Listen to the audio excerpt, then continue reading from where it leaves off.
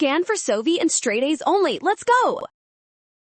Precipitation questions get sneaky fast, but this one is quick. If the measured AGBR mass is too big, the calculated NABR concentration is too big.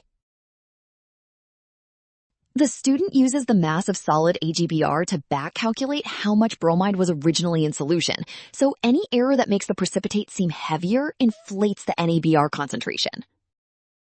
In option A, the AGBR is not completely dried, which means extra water is still stuck in the sample, and the balance reads mass from AGBR plus water together. That falsely larger mass gets treated like extra AGBR formed, so the student thinks more Br- was present and picks option A.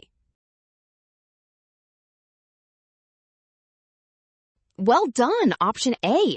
Scan now. Trap, signs, and rushing. Rule: trust given information and check each step before converting mass into concentration.